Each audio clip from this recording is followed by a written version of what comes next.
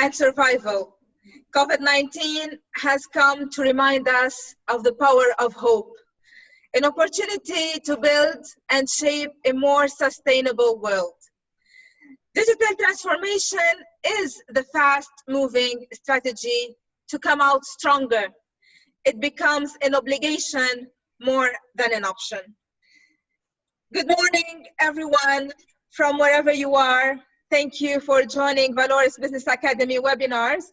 And most importantly, hope you are all safe with your families. I'm Dana Shaheen, Valoris Group Chief Business and Modeling Officer, experienced in data science and modeling. I'll be moderating and sharing the message across our members, Joël Sekkar and Ziad First. Joël Sekkar brings around 20 years of professional experience in banking, mostly in compliance and business intelligence. Ziad First is Valoris Group International Business Development Director, experienced in compliance and digital transformation. This webinar will be recorded and posted on Valoris website for our valued guests who would want to revisit it going forward.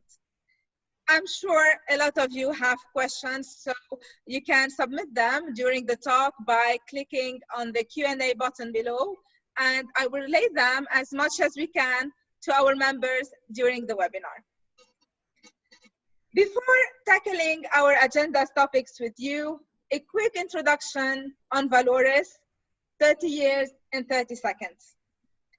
Valoris, since 1989, operates all around the globe. We deliver to multiple lines of business: banking, insurance, retail and merchandising, supply chain optimization, digital government, multimedia communication, and healthcare. So let me introduce you the main element of our webinar today.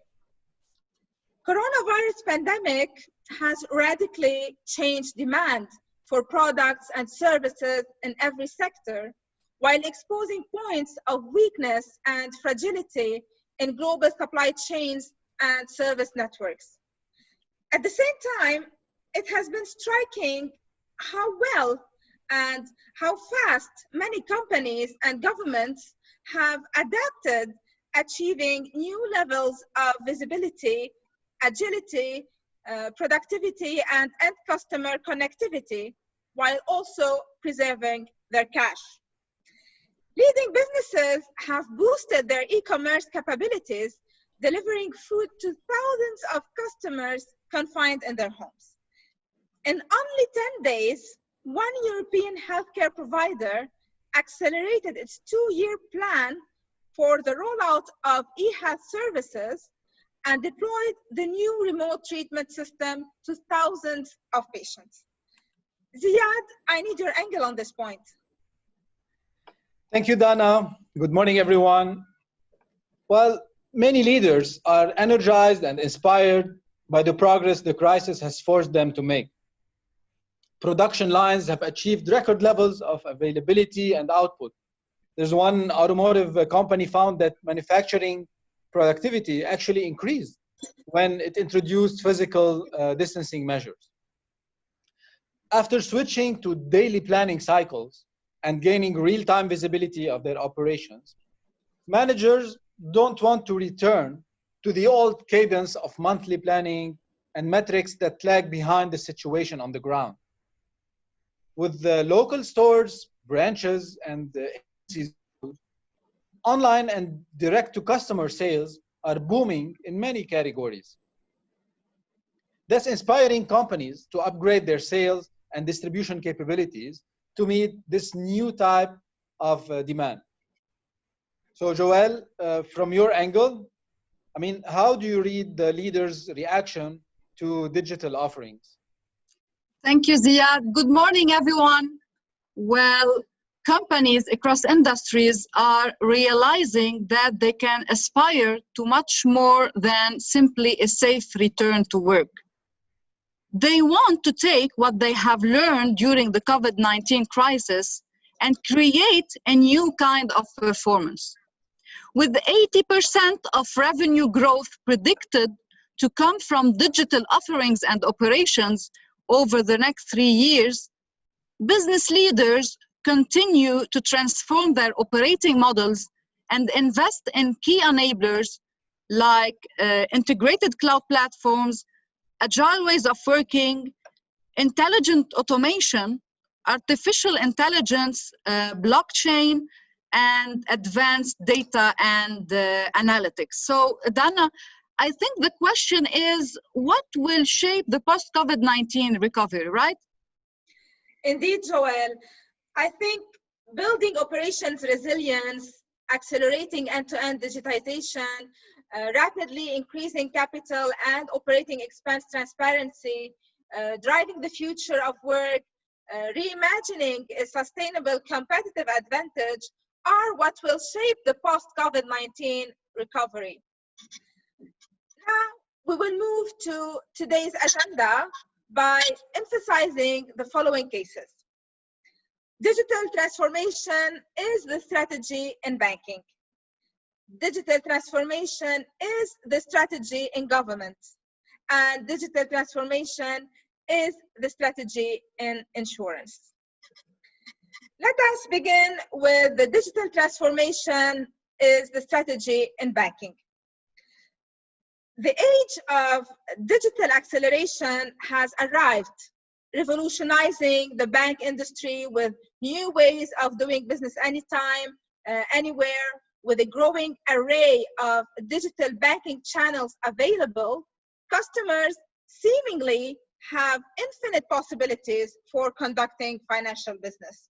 So COVID-19 introduced new challenges and risks, though, new competitive threats, increasing cost pressures, and increasing regulatory policies.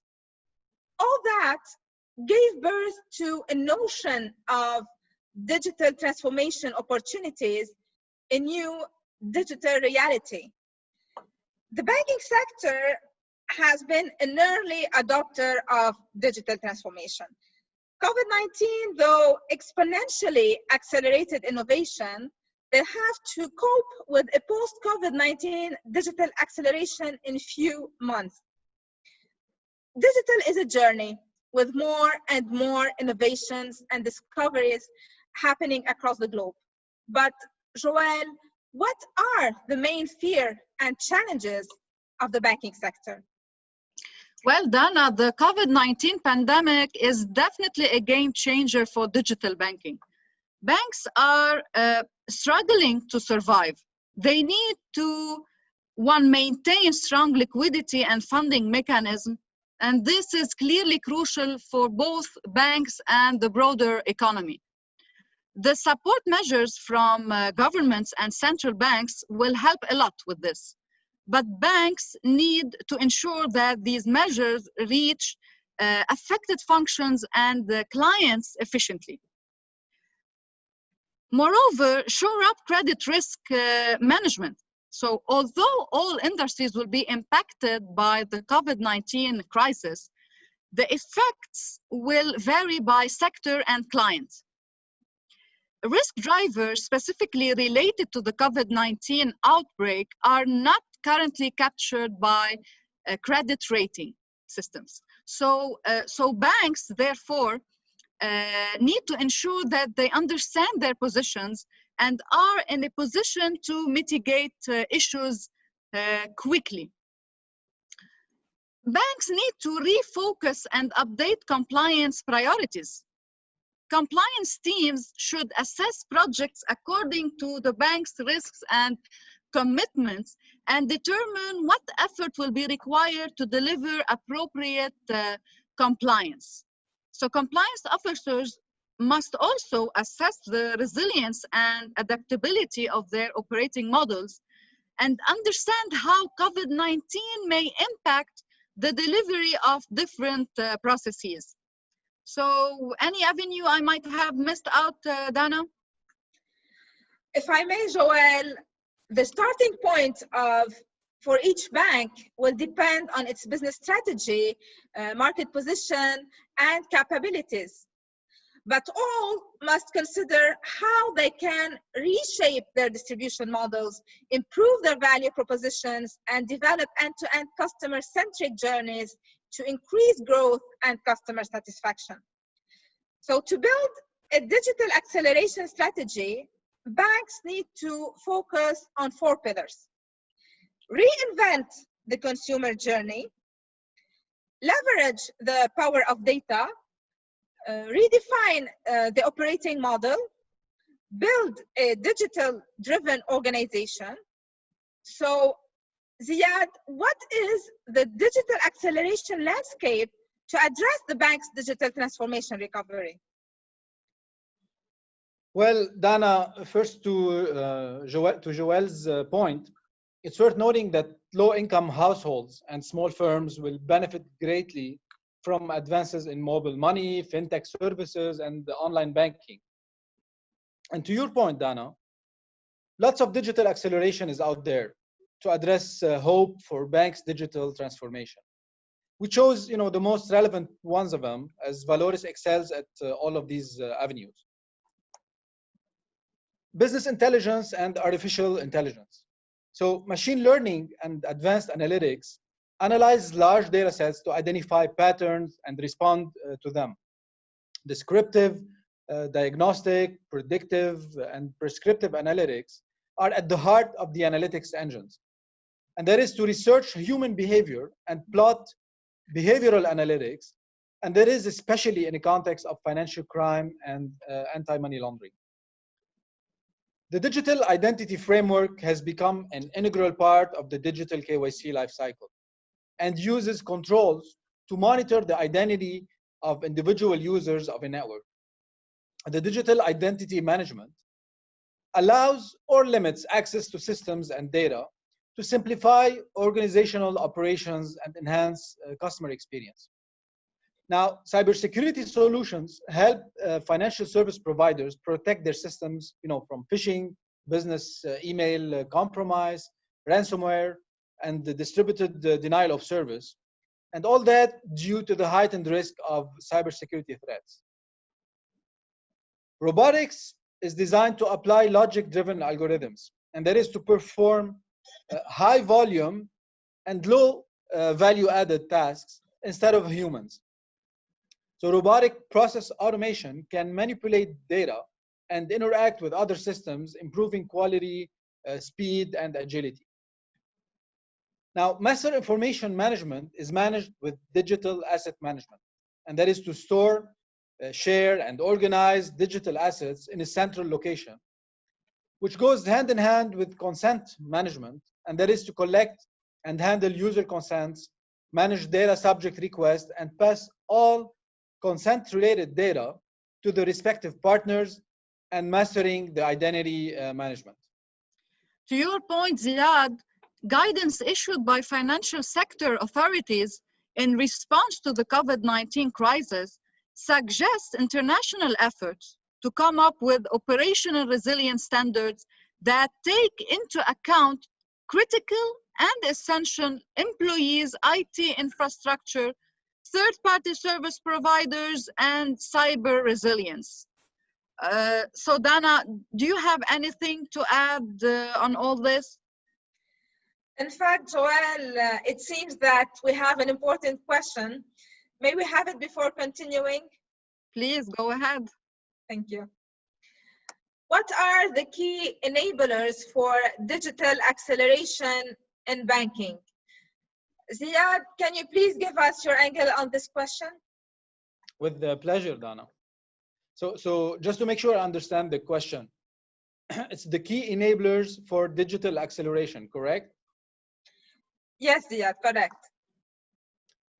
Well, it seems this question is at the heart of our subject. So thank you.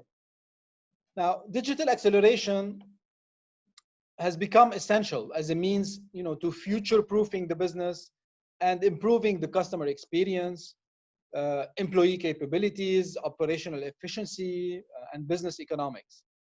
So commitment from all levels of the organization is a prerequisite to successful digital acceleration. Now, an early step of the journey is to unlock human potential and create an organization that's open to change first, then, of course, resilient to risk and fit for the future. So getting digital acceleration right requires the right structure and discipline for the organization strategy and, and of the digital maturity. It also requires looking beyond the firm to proactively engage with the key stakeholders, engage with the regulators, partners, investors, and that is in the broader business environment. I hope we've addressed the question, Dana. We've addressed it, Ziad. Thank you. Now we move to the case of digital transformation is the strategy in government. Digital acceleration has enabled governments to make rapid policy decisions based on real-time data and analytics to enhance the capacities of local authorities for better coordination and to deploy evidence-based services to those who need them most. The COVID-19 pandemic has emphasized the importance of digital acceleration, but also the pivotal role of an effective, inclusive, and accountable government. So Ziad, would you please share with us a role model of government digital acceleration? With the pleasure, Dana. Well, government digital acceleration is no longer just a should have or a choice. It has become an obligation. The state of Qatar, for instance, recorded its first case of the virus by the end of February. Fear was all over the place. The government announced the closure of educational institutions, a travel ban on more than 15 countries, and imposed a lockdown of Doha's industrial area. Now, as of April, the state of Qatar had more than 1,000 of COVID-19 confirmed cases per day. Can you imagine? And that is according to the Ministry of Public Health. And that reflects an actual survival model. Qatar, though, was iconic in spreading hope through its actions, and that is through digital acceleration, while harnessing the power of artificial intelligence and other digital solutions.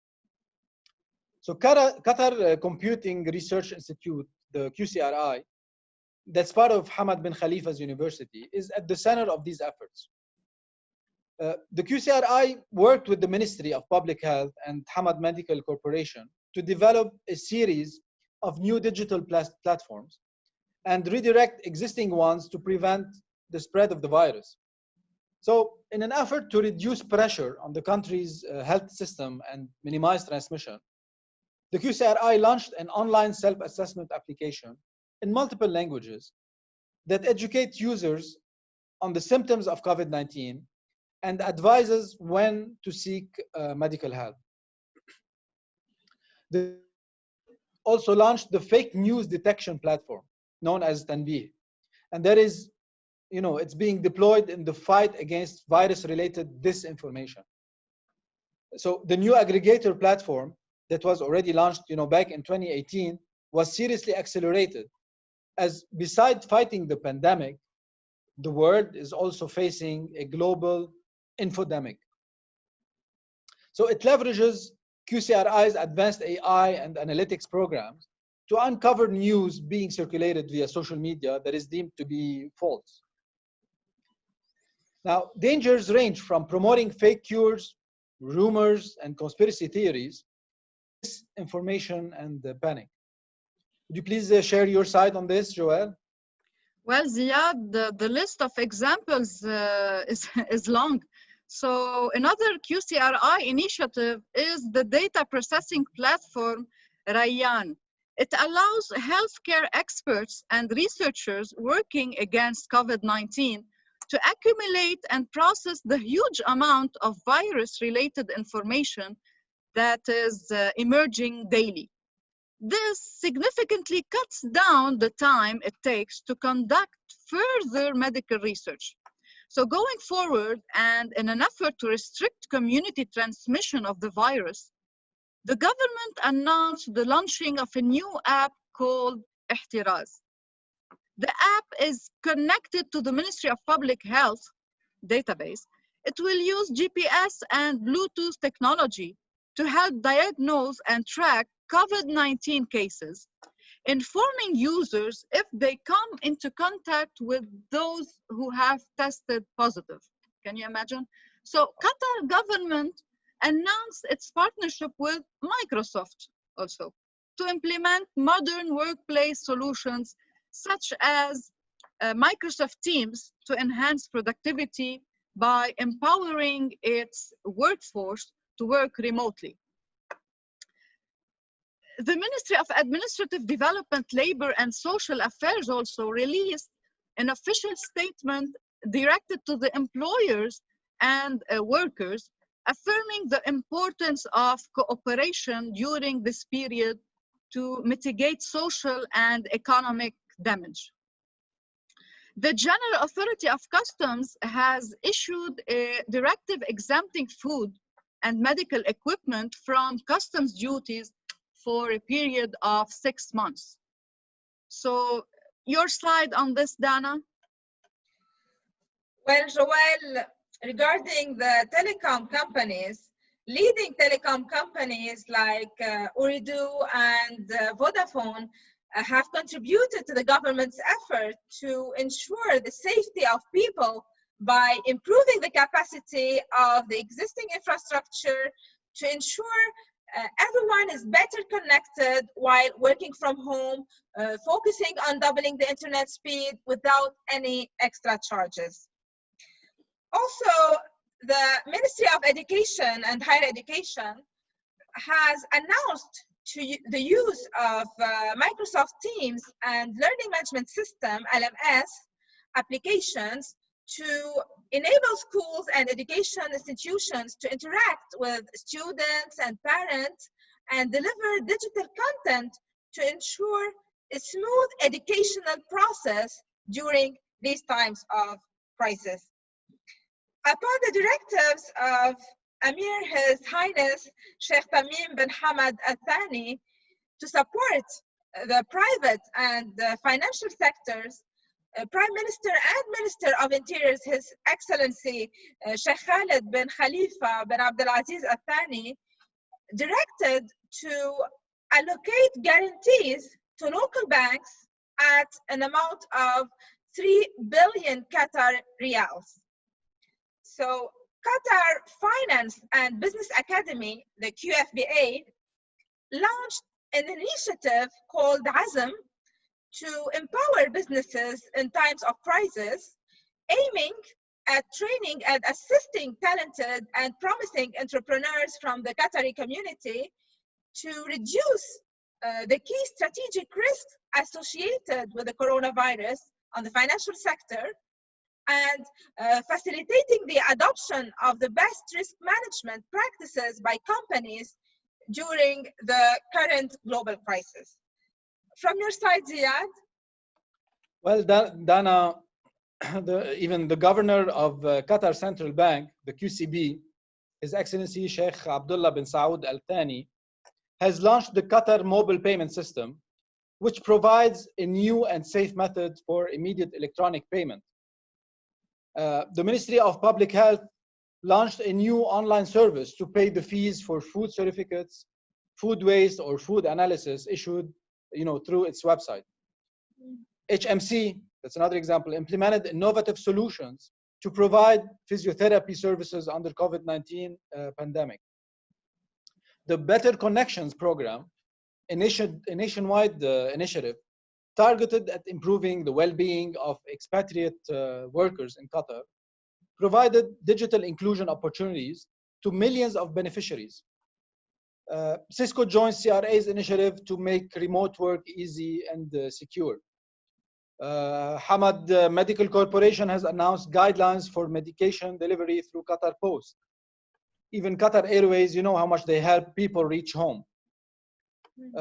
Mental support service even was launched to assist Qatar residents in dealing with COVID-19 anxiety. I think that's quite exhaustive, Dana. Thank you, Ziad. That's quite impressive. We have quite an interesting question that just came out. We know by now that most governments are gradually moving towards complete digitalization. But what are the most common digital frameworks? Joël, kindly to answer this question. Yeah, sure. So just to make sure I understood the question, Dana, this time you are addressing the digital frameworks, right? True, Joël. Okay. This challenging time has also highlighted to governments and their agencies where they lag in terms of digital transformation. It has shown somehow that some gaps in their infrastructure and where they should invest. It has helped governments identify where immediate expenditure is needed and also made them look in more detail at future planning and business continuity. So Dana, the most common digital frameworks are first proximity government, and that is through digital dynamic KYC services and channels. Second, open government, and that is through open data and open services. Then smart government, and that is through analytics, KPIs, KRIs, business intelligence, AI, and so on. Efficient government, and that is through, let's say, MIS solutions. And finally, whole of government, and that is through architecture and platforms. So hope that gives an idea around the landscape, Dana. It does, Joanne. Now we move to the case of digital transformation is the strategy in insurance business. The insurance industry, no stranger to risk, is facing one of its most profound disruptions in decades, and that is based on the global fear of change. Artificial intelligence, machine learning, Internet of Things, blockchain, and data analytics are accelerating its digital transformation. We still see that insurance companies are slow to fully adopt digital acceleration as compared to other industries, yet for insurance companies to survive, they must quickly adapt. So Ziad, what's the impact on insurance and how to redefine the way insurers will operate? Where do you see hope? Well, Dana, history has shown that dominant industries, and companies can be extinguished by changing customer demands. Digital services are transforming how customers interact with their insurance company and vice versa. Insurance, for instance, is wrestling against silo products, scattered legacy platforms, and increasing regulatory pressures. Digital acceleration is the opportunity to remain competitive and grow. So Joël, would you please articulate the opportunities of the insurance digital acceleration? Well, Ziad, with any disrupting business model, there is significant opportunity for those that are able to adapt. In order to fully embrace the digital acceleration, there is first a need to develop a clear digital strategy. Currently, many insurance companies have IT transformation on their agenda, and that to address legacy platforms as well as to meet growing regulatory challenges.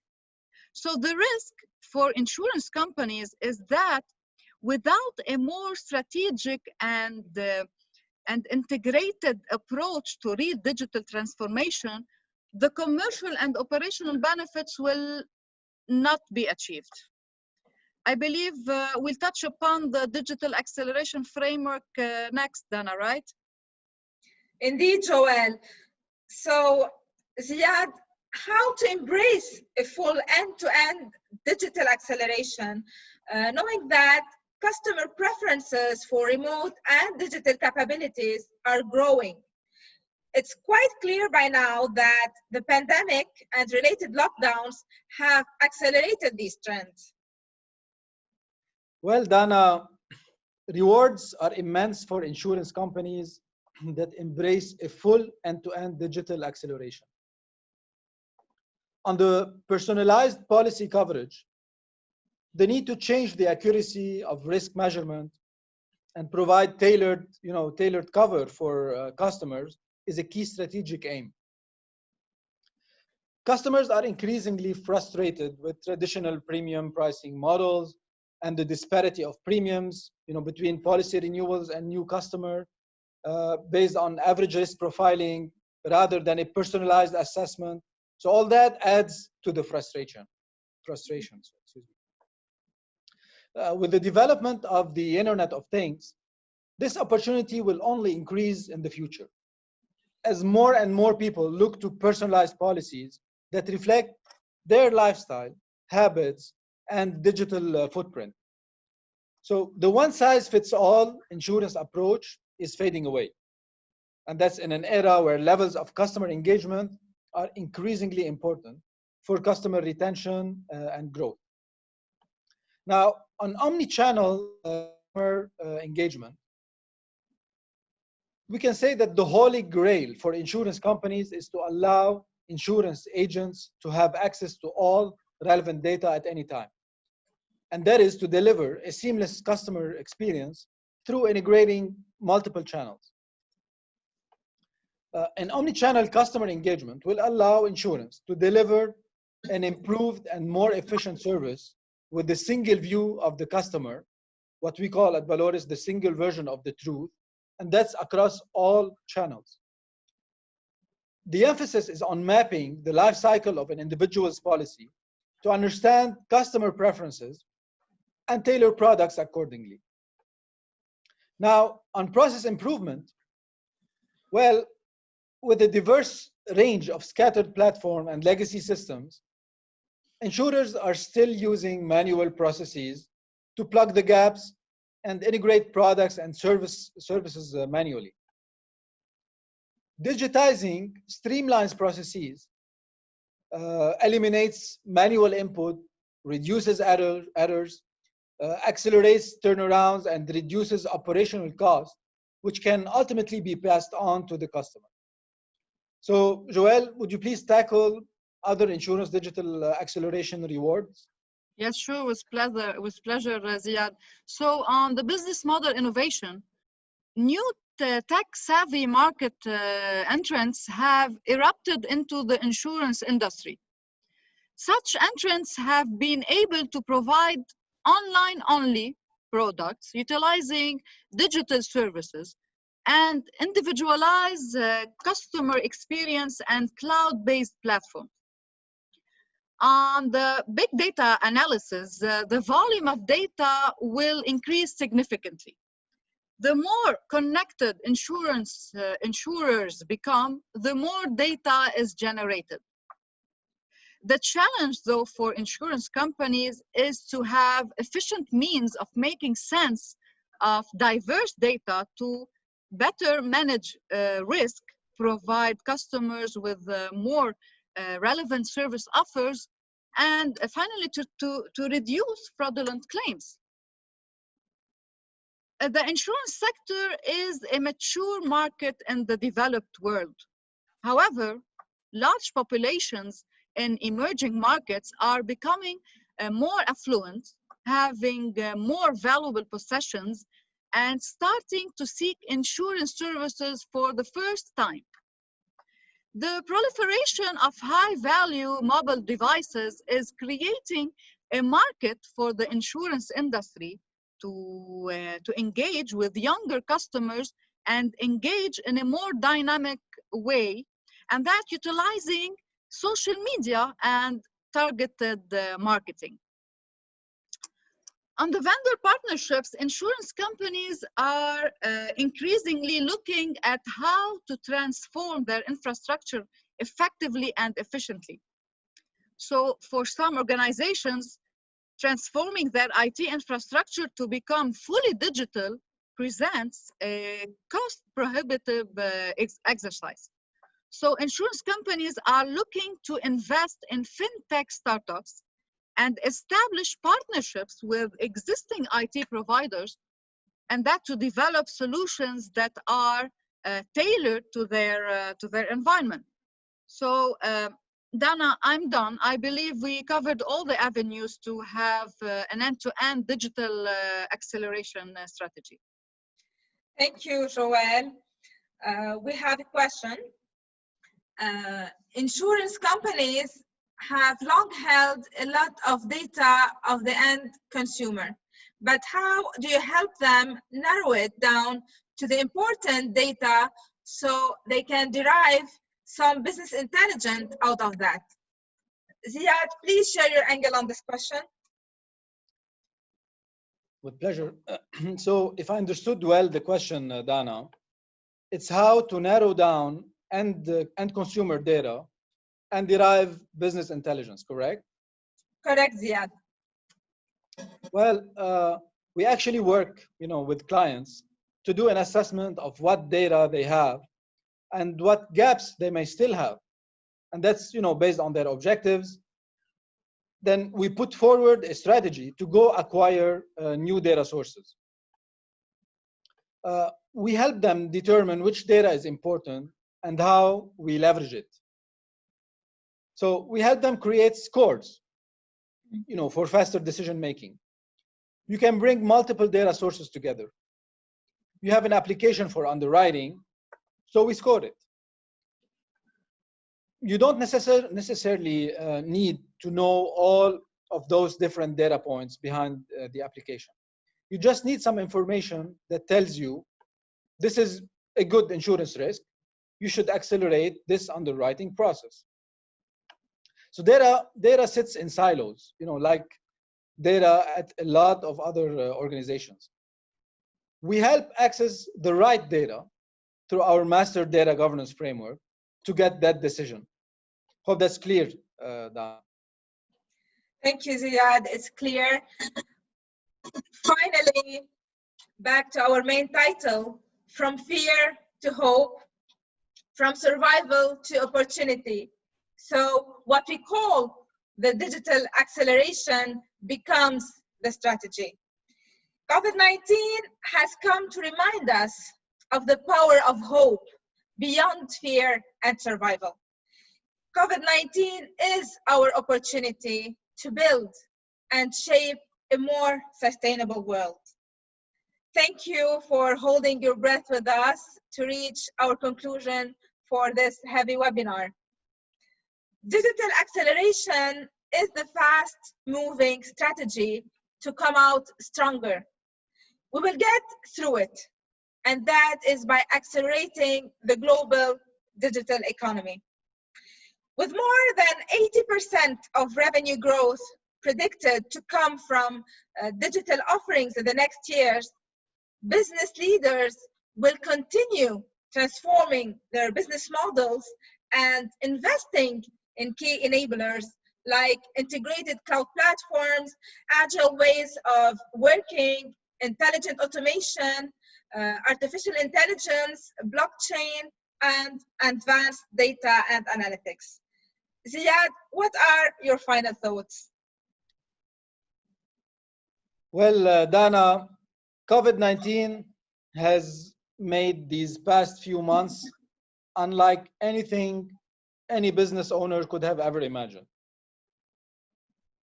While there is no magic wand to make the crisis disappear, there are actionable steps that businesses can take to make a difference. And that's in strategically positioning themselves for the rebound. COVID-19 has created an opportunity to transform companies through digital acceleration to win in the next normal. Leaders are looking to transform their organizations urgently, and they want to maintain the momentum that has carried them through the early phases of the pandemic. Now, with the prolonged uncertainty over supply, demand, and the availability of resources, COVID-19 triggered companies and governments to adopt an agile approach to digital transformation. So teams involved in the transformation will need to respond quickly to rapidly changing circumstances. And that's through modifying their planning, design, and execution as new information becomes available. Joel, what's your take on this?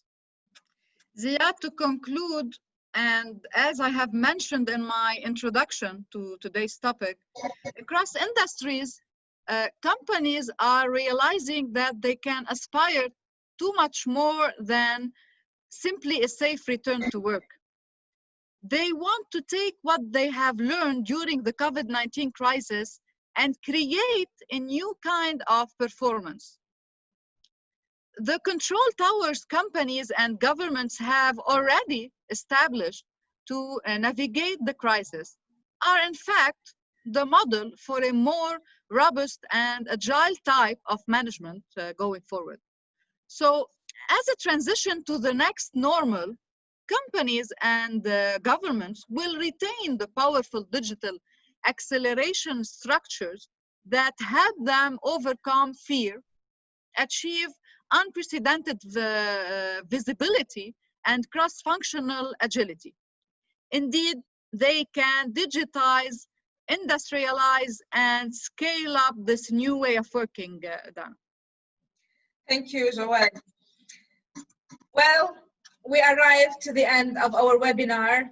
We hope that we were able to answer your inquiries. As for the rest of the questions not answered today, we will be answering them through your corresponding emails.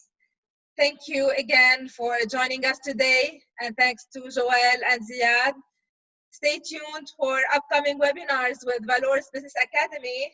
Looking forward to see you again, and stay safe.